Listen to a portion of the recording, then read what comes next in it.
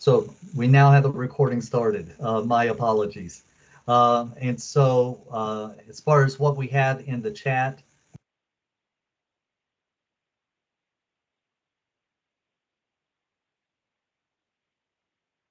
JW, you are muted. JW, you are muted.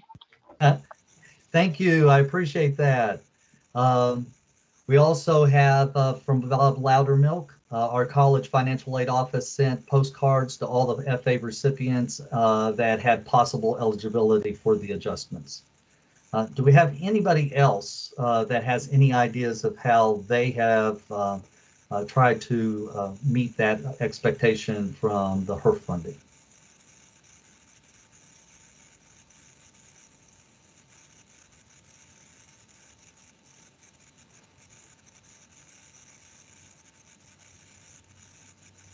Okay, not hearing any. Any other questions about the slides that we've covered so far?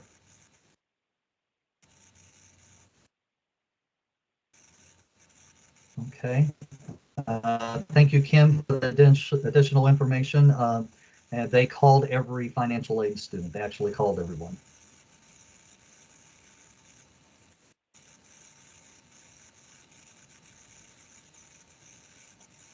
Okay, thank you, friends, for sharing. I appreciate that. And again, my apologies for not getting the recording turned on at the beginning. Maybe I need to get me a technology person to help me out a little bit. So at this time, we'll turn the mic over to Dr. Gold for any comments or updates that she might have. Dr. Gold?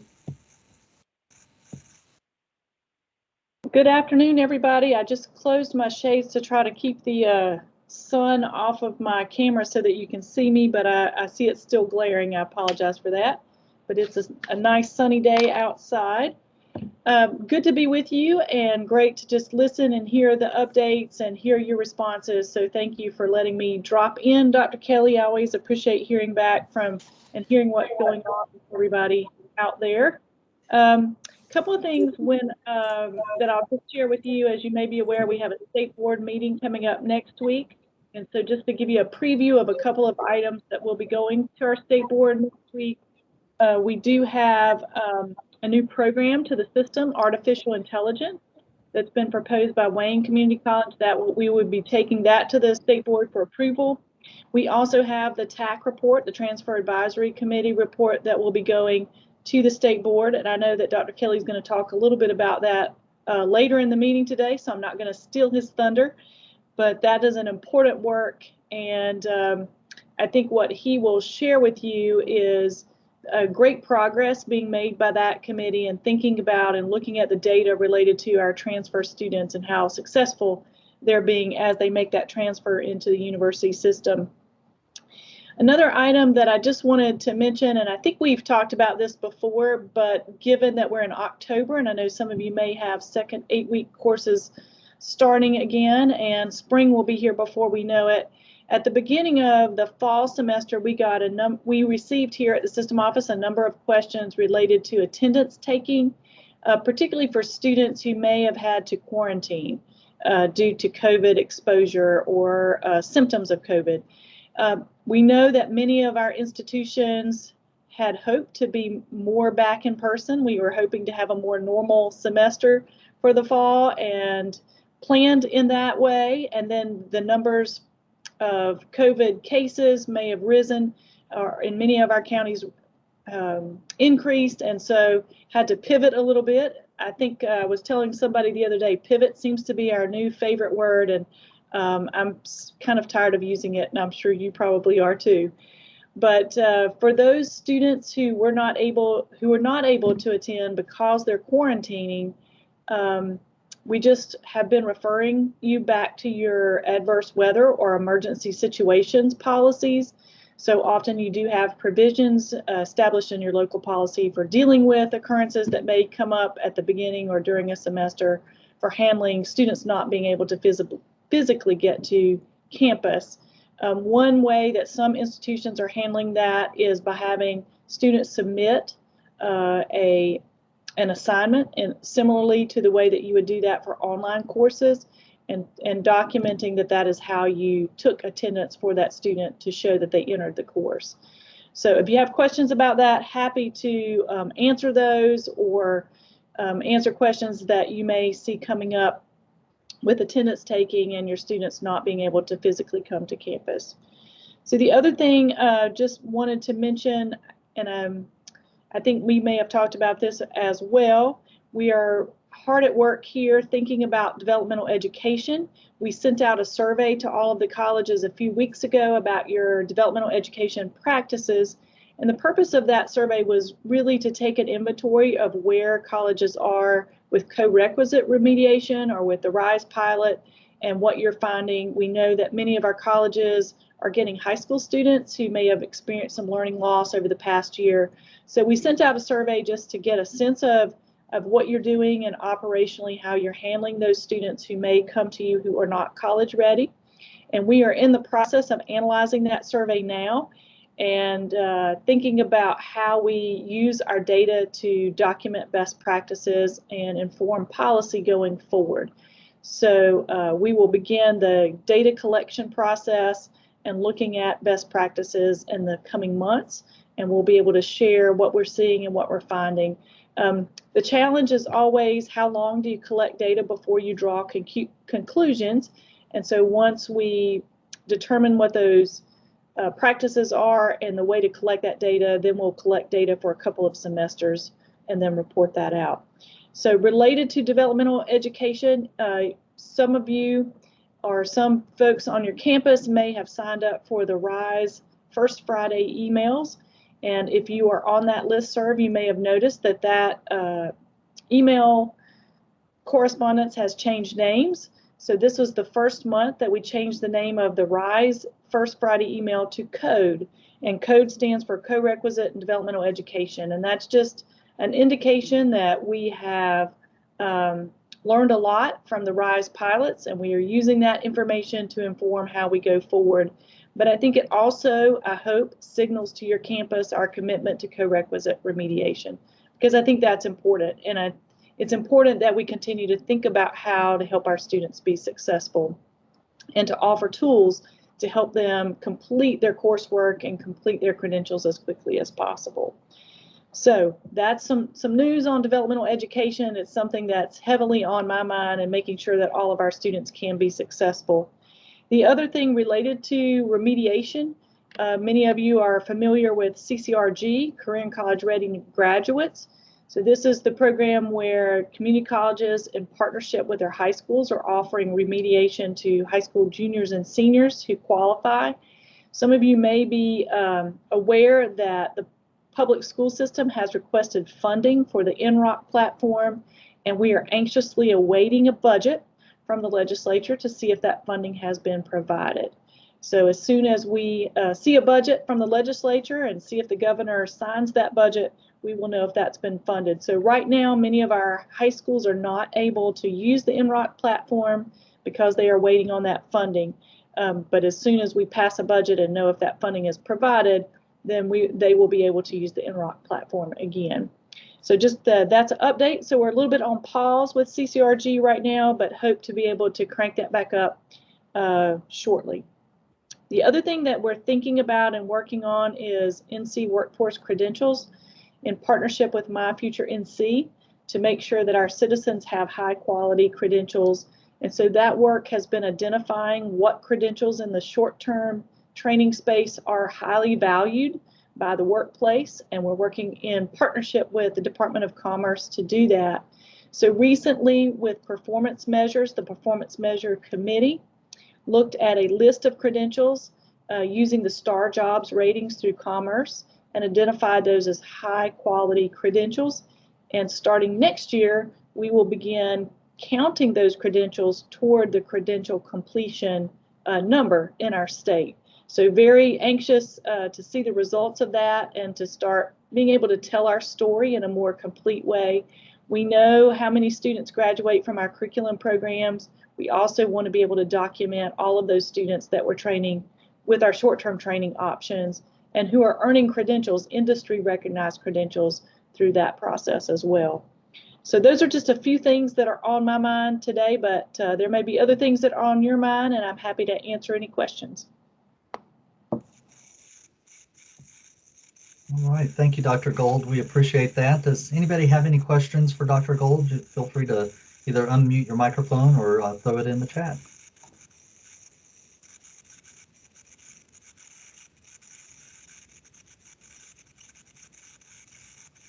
Awfully quiet group today, Dr. Gold. So we'll be pausing again for questions at the end. And of course, we can capture those and try to give you answers later. So we will pause several times throughout the presentation today. Thank you, Dr. Gold. We appreciate it. And we'll go ahead then and move to our next slide. And I'd like to ask Ms. Brenda Burgess to go ahead and give us some Longleaf grant updates for us.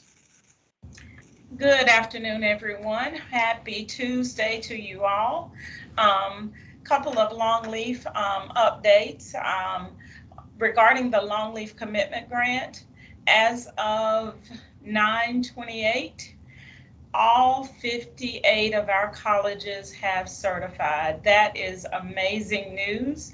That totals about 10,200 students have been funded based on their current enrollment, and that is enrollment as of 9/28 of 21, and enrollment being at least half-time to full-time enrollment.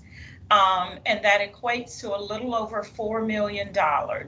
But as you will know, enrollment certifications will continue through the fall semester because a lot of our colleges do have late start classes.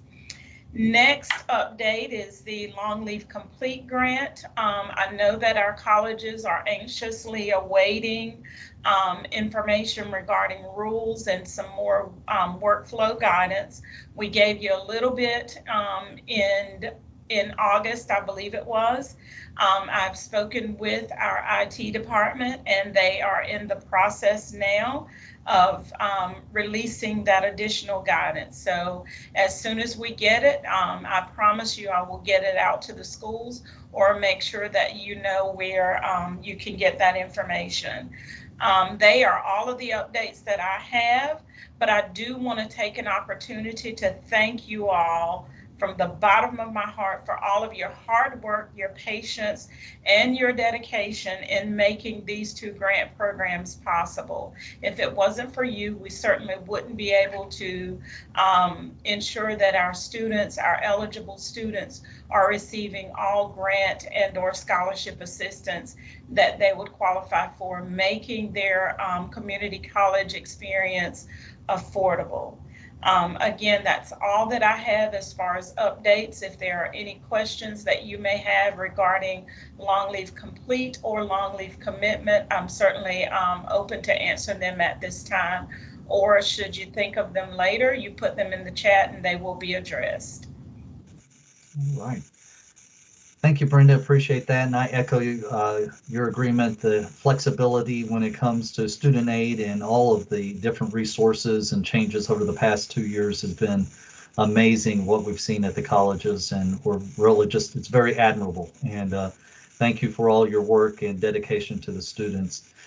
We did want to confirm the number of students for the Longleaf Commitment though, Brenda. Was that 10,200 students? Oh, you're muted.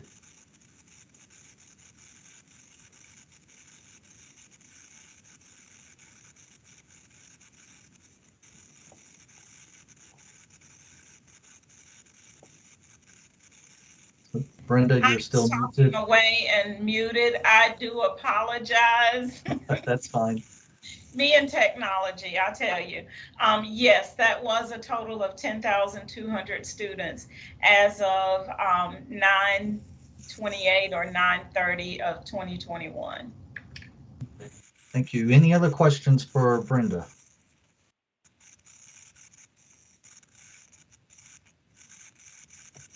Okay, not seeing or hearing any, so we'll go ahead and move on then to our next presenter, JJ.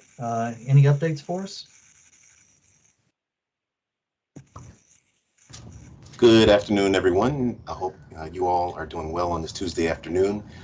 First and foremost, I'd like to thank the folks at Gaston College for nominating a student to serve as our N4C SGA student body president, as well as our student that will sit on our State Board of Community Colleges. And so shout out to all the folks there.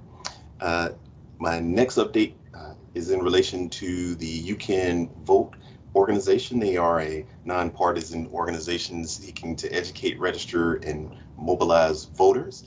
They partner with a number of community colleges already. They're going to be contacting, I believe, your listserv as well as our SGA listserv regarding some voter registration as well as voter education information opportunities that they have coming up, as well as if you jump to the next slide. Obviously, you know that there are upcoming elections, and so they're going to be making a push to sort of re-engage the college populations in the upcoming elections.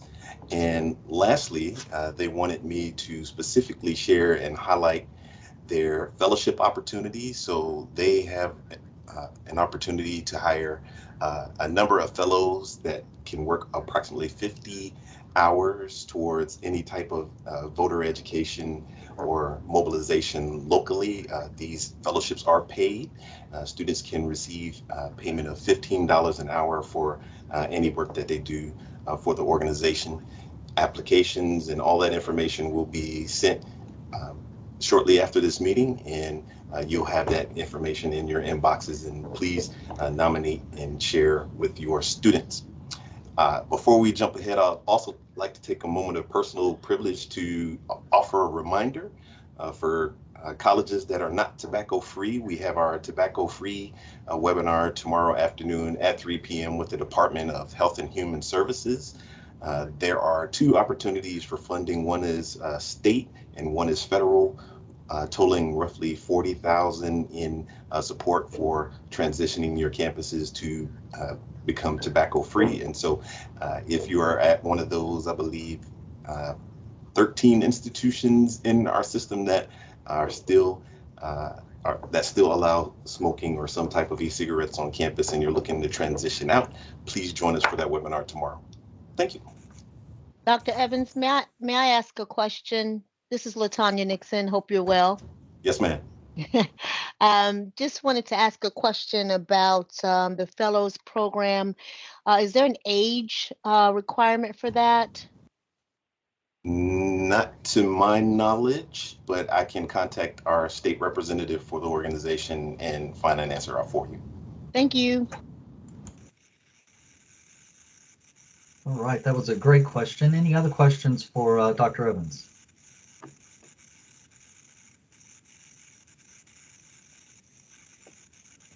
Okay, not seeing or hearing any, so we'll go ahead and move forward then. And so, Monty, you're up.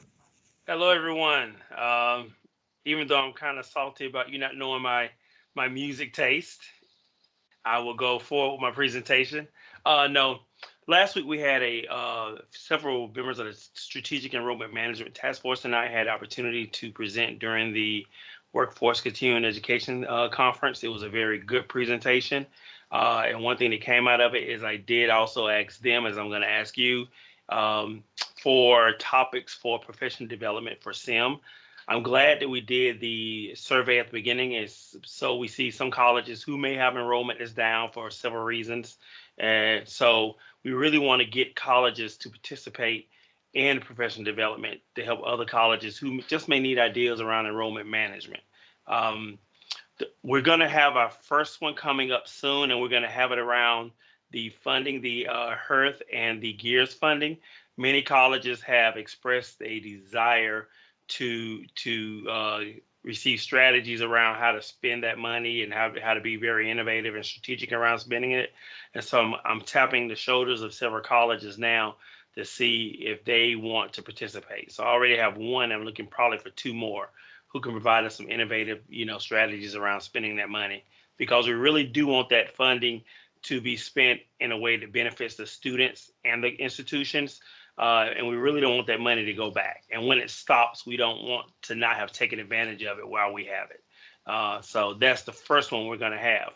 But if you as a system have any ideas of any strategic enrollment management development you want to see going forward, please just shoot me an email, and I'll be glad to see if I can make it happen. All right, Dr. Hickman, thank you for that. And please don't hesitate to shoot him an email. You see his email address there. We want to make sure the professional development that he coordinates is of value to you. And the best way to do that is to hear your ideas and what you see as your needs and gaps. So please either drop that in the chat box if you have some ideas now, or just go ahead and shoot Monty an email. So Thank you. Thank you, Monty. I appreciate that. We'll go ahead now and move on to our next person, Dr. Hughes. What you got for us today? Hello there, everybody. Good afternoon. Well, I am happy to announce that our mental health first aid, the first round of instructor training, will start in October 4th through 6th. And all accepted participants have been notified by the UMCS system office. All slots for the mental health in November have also been filled, and participants will be notified. If you have any questions, you may contact me. I know that there's been some issues. Some people have been confused on when they were registered. I'm not really understanding why that could happen, or they're having to drop out. To drop out, that cost us $1,800. It doesn't matter if a participant is not in the slot or not, it still charges $1,800. So I highly encourage people to please do not drop out. This is an expensive endeavor, and we really need the commitment, and we ask that up front. So we would appreciate if people could do everything they possibly can to make the commitment that they made when they registered and not to drop out. Registration is not up to me. You certainly can email me, but I'm going to forward you then to Kimberly Mitchell with the North Carolina Education System Office, who is dealing with registration. So we would like to see that go smoothly. So also we have an invitation to participate in the disability inclusion course. It's 5 modules, and it's to prepare the workforce of tomorrow. And this will be sent out to the field by myself and Dr. Mary Olvera, and we're planning on doing that tomorrow. And believe it or not, this month is Employing Persons with Disabilities Month of October, so it'd be a great time to participate in this. With this invitation, with this email, we will provide a very specific description of the project and how to apply to participate in this pilot project. It is at no cost to you.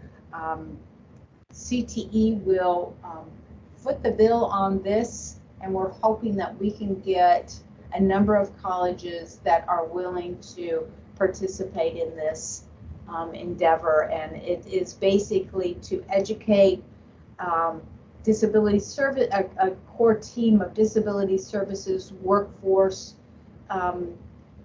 participants, CTE, and employers to work as a team and go through the modules and learn about how to the etiquette and how to work with people with disabilities. And then lastly, the Title IX Advisory Board members, we have met and we have discussed opportunities. So we will be posting some opportunities. Our first opportunity will be in the second week of November, and we will have SUNY to provide information about their training opportunities, and then we are going to continue that with other opportunities in January. So stay tuned for those opportunities. So that's all I have for right now. All right. Well, thank you, Trudy. I appreciate that. Any questions for Trudy? Either in the chat box or feel free to unmute your microphones.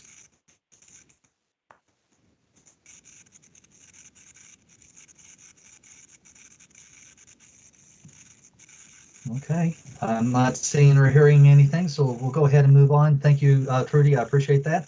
And we'll go to Jennifer. So, Mrs. McLean, what you got for us? Good afternoon. I have a couple of professional development activities that I wanted to mention. These were both sent out to the advising listserv.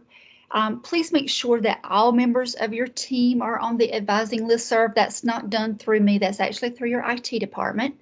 So you can contact your IT department, ask them to add your staff members to the advising listserv. If you run into any trouble, please email me and let me know, and I'll help you through that process. The first professional development is the N3C2A Advising Conference, and we're hosting that in February of next year. For those that are on the listserv, you know that along with that announcement, there was also a survey that was sent. And this survey was determining, just providing feedback on if you would rather have this face-to-face or virtual. I know that we're very, for those of us that are planning conferences, it's a difficult decision. A lot of people really want to meet face-to-face and others are not comfortable with that. So we're trying to make sure that we're hearing all of the voices before we make that decision. So if you are interested, I can forward that to you if you have not received it through the listserv. The second announcement is the National First Generation Symposium. This is actually done through a collaboration with the Center for First Generation Success. And this will be a national conference. This one we've already determined, just because it is national, it will be virtual. I did send out the call for proposals announcement earlier today to the advising listserv, but you'll see it's also hyperlinked in the slide if you needed that information. And I just want to join my colleagues in just thanking you. We had Career Coach regional meetings in September just to kind of see, have discussions about the barriers that have been faced over the past year, and really getting a lot of good information, and the coaches were able to network with one another. So I appreciate those that allow their coaches to attend. Thank you. All right, thank you, Jennifer. And we do have one question in the chat, and that is, what's the naming convention for the advising listserv? Is it the CC listserv, or is this something different? I can put exactly the terminology that you'll need to share with your IT department in the chat box because it's very specific. So. Okay, great. Yes. Thanks, Jennifer. Sure. Any other questions for Jennifer?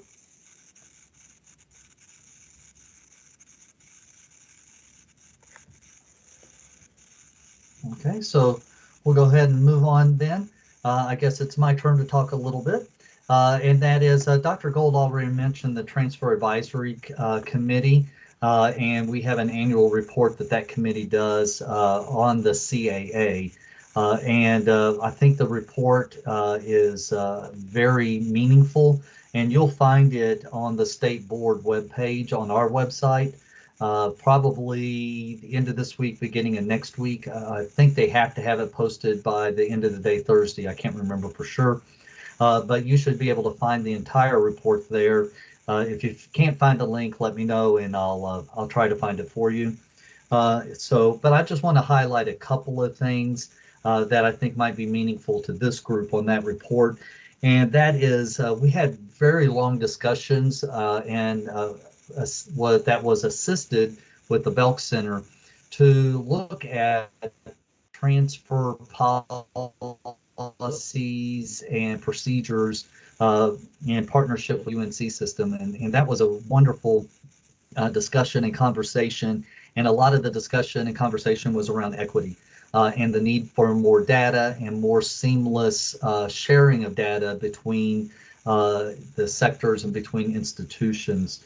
And I won't go into all the nitty-gritty details of that, but I did want you to know that from an equity perspective, we really feel like there's a need for us to have better information about the students who transfer.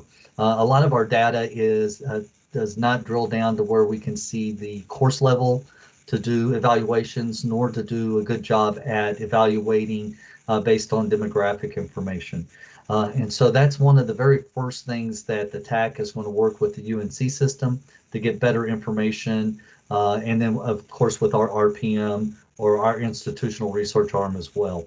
The other thing that's coming from that, and it's a very technology heavy, is that there needs to be a technology solution and maybe even a technology solution that provides a common transcript between the UNC system and the community college system, which would then allow students to, in a timely manner, be able to apply their baccalaureate degree plan to see exactly what would fit and do some what-if scenarios depending on what major and what institution they decide to transfer to. And so the UNC system and the system office, we've already started thinking about it, hearing some ideas from some vendors, and contemplating what would it take for that to happen. And so I think there's some momentum around there. Of course, funding is the issue. However, there is a desire in both systems to figure out how to make that sharing of student information simpler for students so they can more easily and follow a streamline of transfer process as opposed to just having to figure it out with PDFs and that type of thing. It also would be a better tool for advisors both at the community colleges and at the UNC system. So we're putting a lot of energy into that.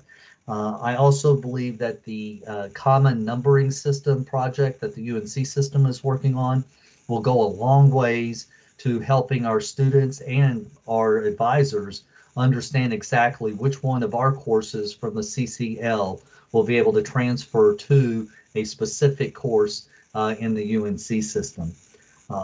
So that's all things technology, and you'll find that in the CAA. The last thing I wanted to mention about the CAA and the Transfer Advisory Committee is that the committee has decided to conduct an annual survey of the community colleges.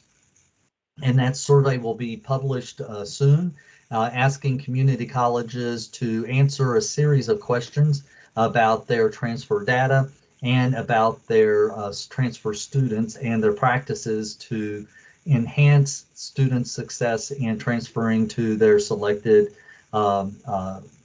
university institution. So we expect that that will go out soon. The idea is that we want to start helping colleges think more about their role in the transfer process, not just from teaching high quality transfer courses, but also in the advising and the practices and the procedures of transfer. So we should expect to see that coming out soon, and then using those results to go back and possibly look at some policy changes that need to happen at the state level. So that's all I have about the Transfer Advisory Committee. I'll pause there because I feel like I gave you a lot to see if there's any other questions about TAC and the CAA.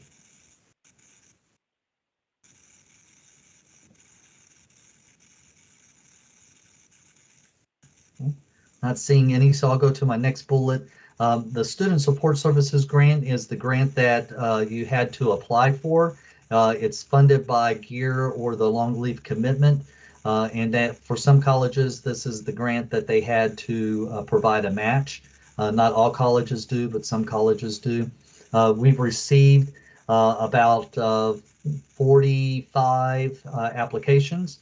I've contacted some of you to confirm whether or not you didn't want to apply, and some of you replied back and said, yes, I want to. We just missed the deadline, which was last week. So I'm in communication already with those colleges. And if you've received an allocation letter, then everything's fine. You can continue to move forward. But we're really excited about how this grant is going to impact the student success across the state. Reporting for those grant monies will begin, excuse me, reporting for those grant monies will begin next month. So the first report will be due the first week of November, but you'll be reporting on activities that occurred previously in the month of October. If you have any questions about that, please let me know. But really excited about that grant and those opportunities. I'll pause there again to see if we have any questions.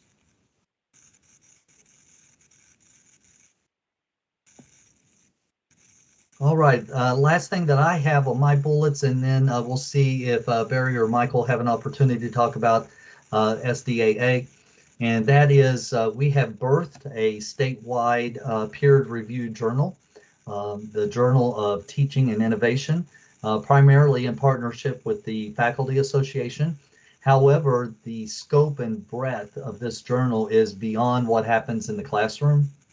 It can also include journal articles from student support services, from an advising perspective, workforce CE, or from CCR. The scope is very broad. We feel like that there is a lot of good research and a lot of good strategies for student success and services and innovation across the state that's not being published. And so we felt like that a peer-reviewed journal would take us academically in a great direction to solidify us as a higher education system. And I encourage you to follow that website. If you're somebody who enjoys research and has always thought about writing an article, this is a great opportunity.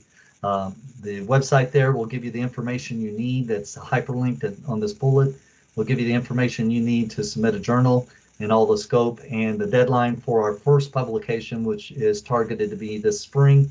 That call for manuscripts is due December the 10th.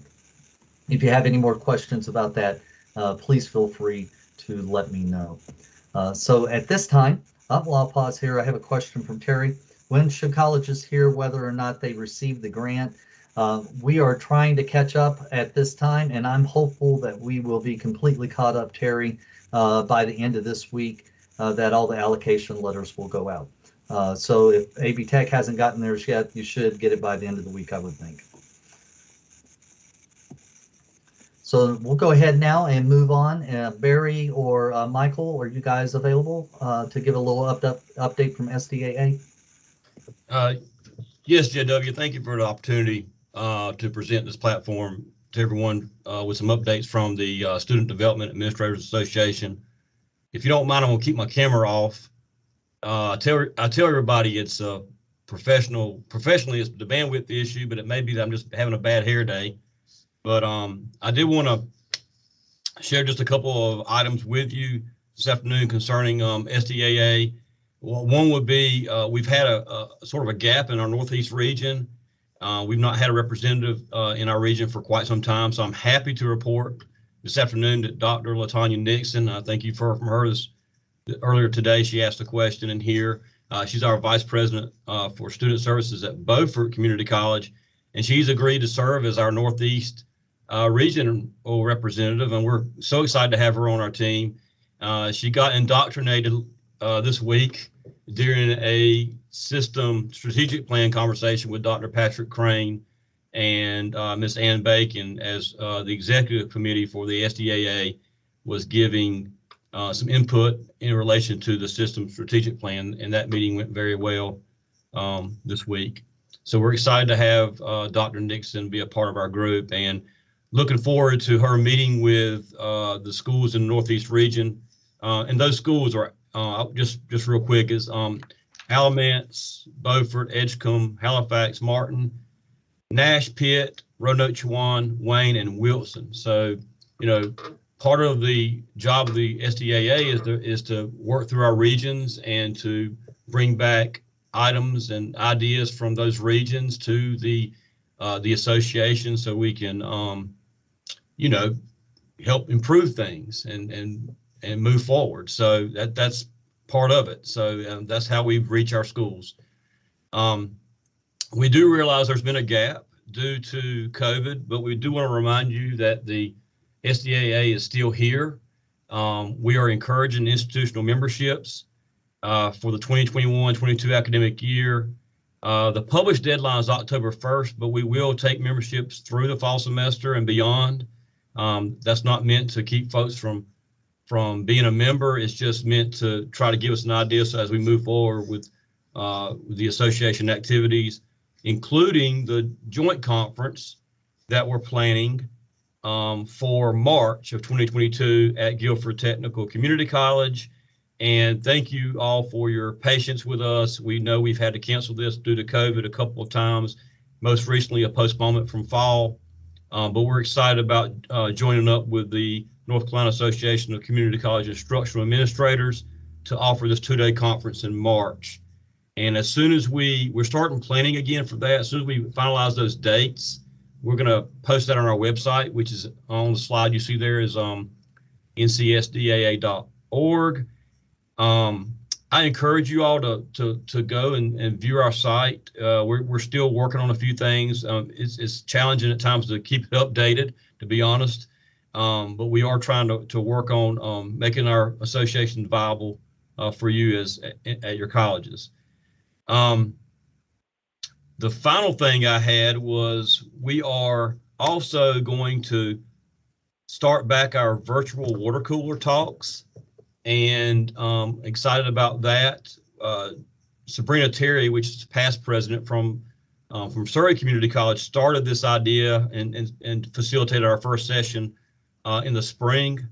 And we will have our session for fall on October 21st. That's going to be at 10 a.m. A Zoom link that will be sent to the Student Development Administrators listserv. That will be facilitated by Kirsten Bunch, which is our Western and Mountain Area representative, as well as our secretary from Blue Ridge. That's the 21st of October, 10 a.m. I'll send out an information on that, the Zoom link, and also the topics for discussion, a request from you all for that, so we can be prepared through email. And then on November 18th, good, if you can mark your calendars for that as well, a similar session at 10 a.m., another Zoom session facilitated by Dr. Lisa Inman from Durham Tech. She's our regional representative from Central part of the state. So looking forward to some exciting things going on, and anything we can do for you all, please let us know. All right, Barry. Thank you for that. Really appreciate that update, and I'm glad to see people like Dr. Nixon stepping up to be the regional representatives. I don't know about you guys, but my time at the college and as a part of the SDAA, the conferences were good, whether it was the joint conference or the SDAA conference, but I really coveted my time with my regional colleagues as we discussed things and talked about things. So thank you, all the leaders of the SDAA, for your work to help grow the college's leadership and give us somebody to talk to when we need somebody to talk to. So the last thing we have here is just a reminder of our upcoming dates, and I will establish the dates for the 2022 year here in the next few weeks and start getting that published out to everybody so you can have that on your calendars. And then last but not least, this is the student services team. So if you have any questions about any of the things that we're doing here, don't hesitate to email or call any of us. I will highlight the phone call there for a second, that we are working in the building in case you guys didn't know. So those phone numbers, our office numbers, are a good way to get a hold of us. But email, of course, is always a good way too. So we'll pause there to see if we have any questions from anybody about basically any topic you might want to ask.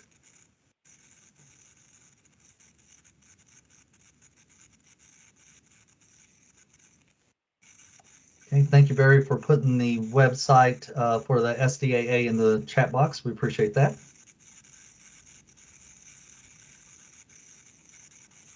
Okay, so we'll get the slide deck out to everybody again, along with the link to the recording. And I appreciate everybody's work and effort. Stay safe as you continue to serve students, and we'll do our best to continue to serve you. You guys have a great day.